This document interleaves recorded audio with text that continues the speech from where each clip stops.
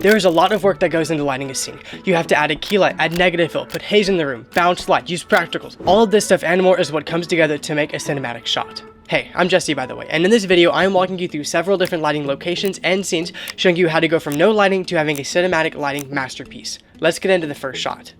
As you can see, it was a pretty small room. There wasn't a lot to work with. I chose to put the camera in the corner of the room. That way there's more space between myself and the background, meaning there's going to be more blurry of a shot, and eventually when I add haze, there's going to be more haze behind me, which is going to make the shot behind me look a lot more soft. That way I can hopefully stay a little bit more sharp, rather than if the haze is also in front of me, then I will also look kind of hazy as well. Another reason why I chose that specific shot in that specific room was because of that window right there. I knew that I could put a light outside of the window shining through, which could act as the sunlight. That way, even if filming this went into the night, if I had that light shining through, it would still look like daytime, which is what ended up happening. By the end of the night, it was like 7 o'clock and really, really dark. So if that light wasn't there, then the whole shot wouldn't have been usable. So the first thing that I did was set up the camera. Now, like I already said, I already knew kind of where I wanted it to be. However, I had to choose the shot, and I had to choose what I wanted to be in the shot and what I wanted to crop out by zooming in so that you couldn't see. I knew I wanted to zoom in a little bit, and I didn't want to go for a wide shot. However, if I zoomed in too close, then you would only be able to see me, and I knew I really wanted to light the background, so I wanted it to be a wide enough shot that you could see the background, but not so wide it was distracting. So after the camera was set up, the first thing I needed to do was add the key light, which, as I already discussed, I wanted to place outside, pushing in. I only had one layer diffusion, so it was still pretty hard light. However, since that light was emulating the sun, it made more sense for it to be a hard light rather than a soft light. However, I didn't want the light to be too hard, so there is something I'm going to do later on that's going to help with that. The next thing I did in preparation for adding light to the background is I went ahead and closed the closet doors. That way, when I added a light in the area, it would be hitting the closet doors in that area instead of shining into the closet, which would have been disrupted and you wouldn't have seen the light as much because the closet was really busy and the light would have gotten lost in all the noise and action. Now immediately, one thing I noticed was that hard light that I was using outside was shining everywhere in the room, not just on myself and or my sister. Luckily though, I had a grid. I was able to put this on the light, and that directs the light to go in more in one direction rather than spread all the way out. This is what it looks like without the grid, and then if you cut to what it looks like with the grid, you can see it lights up a lot less of the background, which is going to mean it'll be easier to light that background eventually when I get to it. Next, I wanted a bounce light to also hit my face. What I ended up doing for that was taking a white bed sheet and I put that on the wall, and then I shined a light into it. That way the light would bounce off of the bed sheet onto my face rather than hitting me directly. And if you didn't know, when you bounce light off of an object and then have it hit your subject, it's a lot softer than if you just shine the light directly on your subject. Now, looking at the background again, it was really good. All I really had to do was move the light down a little bit so you could see it better, and then I wanted to add a practical on the left side. That way it shines up more of that area, because I didn't really want it to be dark. So looking at the shot now versus when I first set it up, you can see a huge difference. It doesn't look completely done. There are still a couple things I want to add. However, it's looking really good. The next thing I wanted to do was add negative fill. Now, this was a really weird place to add negative fill because I couldn't throw up a C-stand, have a bar, and then hang the negative fill on that because there wasn't any room. So what I actually had to do was literally tape the negative fill to the desk. This is a really important lesson to take away from filmmaking. Sometimes the solution you find is not the solution you expect. If I wasn't able to find a way to add that negative fill, then this shot would not have looked anywhere near as good. However, because I was able to be creative, that solution that I found worked really well. And that's the takeaway. Sometimes you have to be creative when you're trying to figure out a shot, and this is what the negative fill looked like by the time I was finished taping it up. Okay, so as good as this negative fill is, it's not doing exactly what it could be doing, and here's what I mean. Because that bounce light I added earlier is next to the negative fill, they're kind of canceling out. So even though the negative fill is adding a shadow, that light is adding light right where the shadow is being added, so it's not anywhere near as effective. Once I noticed this, I was able to take the bounce light down and set up a C-stand with it on the other side of my face. That way the negative fill was on one side of my face, adding a shadow, and then the key light and the bounce light was on the other side of my face, adding light, and that really worked. Before the negative fill, when it was just the light, does not look as good as when I added the negative fill and then moved the light to the other side of my face. That looks a lot better.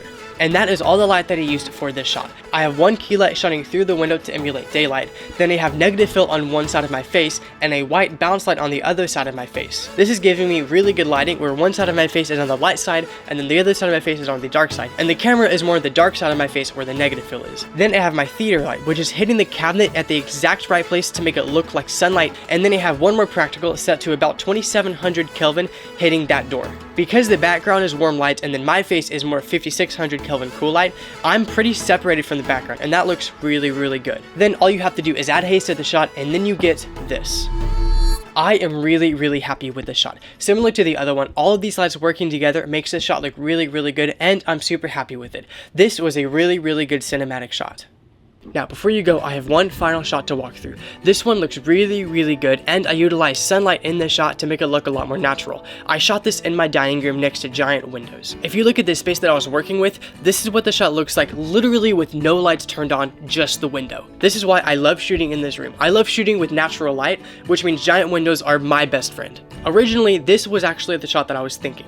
I was gonna have my back facing the window with the camera looking outward. However, there is a huge problem with this shot. Because outside was so overexposed, if I used an ND filter and turned down the exposure to expose for outside, then inside would be way too dark. However, if I wanted to expose for my face and I wanted to turn the ND filter up, then outside would be really overexposed. And because it's so bright, even though I'm shooting in RAW, no amount of color grading would fix that because all the data is lost. So what I decided to do was use the sunlight for my favor, and I switched the shot and put the camera next to the window. That way all the window light was hitting my face, and that was mainly what was lighting me up. Eventually I will add a key light, however I'm going to do that much later on this time because it's not as necessary, since again with the giant windows that's mainly what's lighting me up. So the first light that I decided to add was this spotlight. It's really warm and it looks like the sun, so I thought it would be perfect for adding it in the background. I kind of worked with it a little bit to figure out exactly where I want it. However, I knew I wanted it to hit that wall and maybe that corner a little bit. Now, one of the first things that I noticed was the vase and the table in the background was being covered both by that pillar and by me, meaning you can't really see it. And I knew that that looked way too pretty for me to just not use. So I decided to move that a little bit to the right or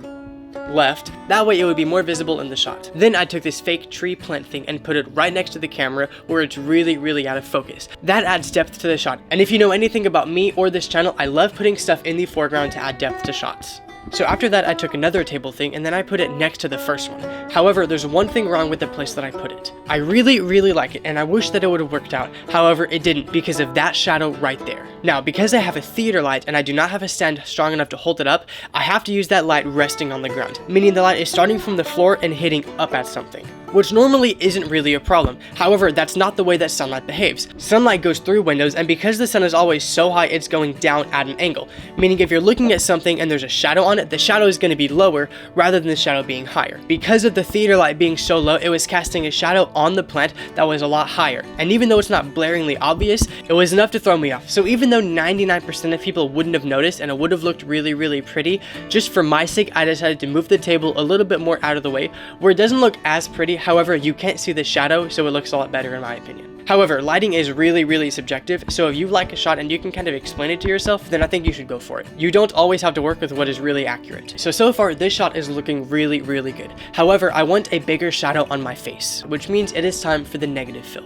Maybe one day I'll invest in actual negative fill material. However, for now, I literally have this black fabric. So, as it turns out, the setting on my camera that makes it where the autofocus automatically focuses on an eye wasn't turned on, which means from here on out, all of the talking head footage is all out of focus.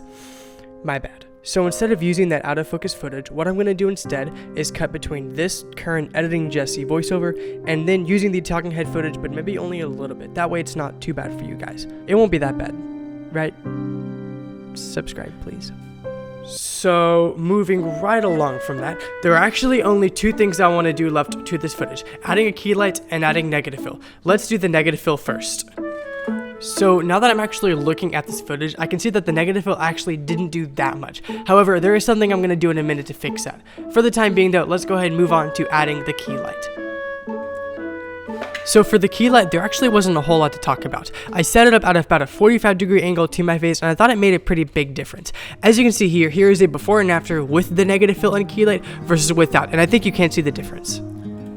Okay, so next I decided that I wanted a practical in the background because it was looking kind of boring. I took this bi-colored light and I made it shine at the vase, and that lit up the vase. There was kind of a weird shadow, however, I don't think you can notice that much, so it wasn't that big of a deal to me. Alright, next up, the last thing we have to do is add the haze. Now, one quick note while I'm adding the haze is I'm actually wearing a different shirt. The reason for that is because I decided that the white shirt that I was wearing before was kind of boring and I wasn't standing out that much, so I decided if I wore a green shirt, then it would help me pop, and I think it did do that. Alright, now that that's done, the final shot is ready. Here we go. What do we think, guys? This is the final shot and I'm so happy with it. I think that all the lights work together really well and it just works. I love the lighting and I love lighting in general so much. I am really sorry about the way that it had to end this video. This isn't what I want to do or what I was expecting. However, I have to get this video out, so this is kind of what I have to do. Please subscribe if you want to show your love, and also like the video and share it to another filmmaking friend too. And I will see you guys later. Bye.